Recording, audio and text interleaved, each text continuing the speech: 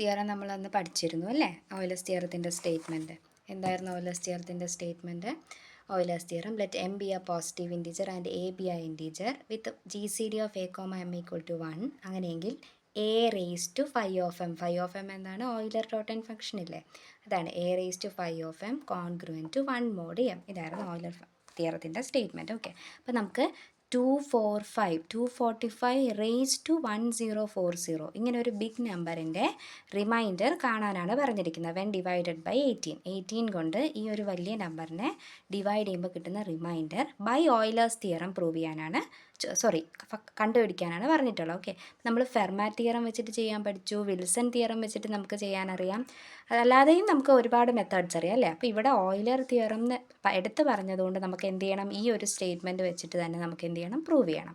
Okay, അപ്പോൾ ഇവിടെ എന്താണ് നമുക്കറിയാം? 245 ഈ റേസ് ടു ദി പവർ കളഞ്ഞിട്ട് 245 കോൺഗ്രുവൻ ടു 1 mod 18 ആണെന്ന് നമുക്ക് കാൽക്കുലേറ്ററിൽ നോക്കിയാൽ തന്നെ നമുക്ക് മനസ്സിലാവും. ഓക്കെ, ഇനി നമുക്ക് എന്താ വേണ്ടത്? 245 റേസ് ടു 1040ൻ്റെ ആൻസർ അല്ലേ? അപ്പോൾ അത് റേസ് ടു 1040 കോൺഗ്രുവൻ ടു എന്താണ്? 11 റേസ് ടു 1040 mod 18 ആയിരിക്കുമല്ലോ. അപ്പോൾ നമുക്ക് ഈ ഒരു നമ്പർ വെൻ ഡിവൈഡഡ് ബൈ 18 എന്താ ആൻസർ അത് നോക്കാം. നമുക്കറിയാം G C D of 11 and 18 1 ആണെന്നറിയാം അല്ലേ? സോ ഇപ്പോൾ നമ്മുടെ ഓയിലർ തിയറത്തിൻ്റെ സ്റ്റേറ്റ്മെൻറ്റിൽ പറയുന്നുണ്ടല്ലോ G C D of A and M എന്തായിരിക്കണം? 1 ആയിരിക്കണം എന്ന്. സോ ബൈ ഓയിലർ തിയറം നമുക്ക് ഈ ഒരു നമ്പറിനെ വെൻ ഡിവൈഡഡ് ബൈ 18 എന്താണ് റിമൈൻഡർ എന്ന് നോക്കാം. അപ്പോൾ ആ റിമൈൻഡർ തന്നെ ആയിരിക്കുമല്ലോ 245 raise to 104 when divided by 18 ചെയ്യുമ്പോൾ കിട്ടുന്നത്. ഓക്കെ, സോ അപ്പം 11 റേസ് ടു 5 ഓഫ് 18 നമ്മുടെ സ്റ്റേറ്റ്മെൻറ്റിൽ എന്താണ്? A raise to 5 of M അല്ലേ?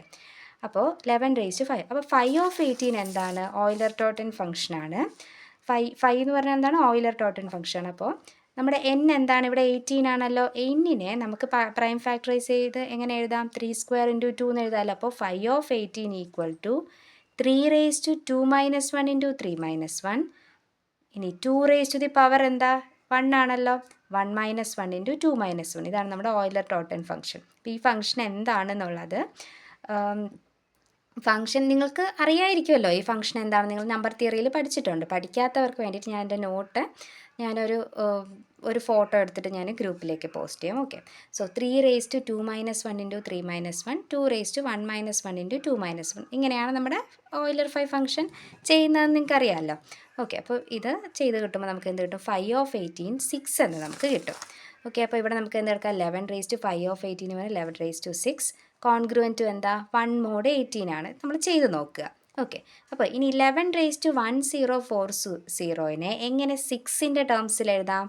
അതിനെ നമുക്കിതാ ഇങ്ങനെ സ്പ്ലിറ്റ് ചെയ്യാം. ഈ 1040നെ എങ്ങനെ സ്പ്ലിറ്റ് ചെയ്യാം? 1040 is equal to 6 × 173 + 2 എന്ന് എഴുതാം. ഓക്കെ, അതായത് നമുക്ക് ആ 6ൻ്റെ പവറിലേക്ക് മാറ്റാം.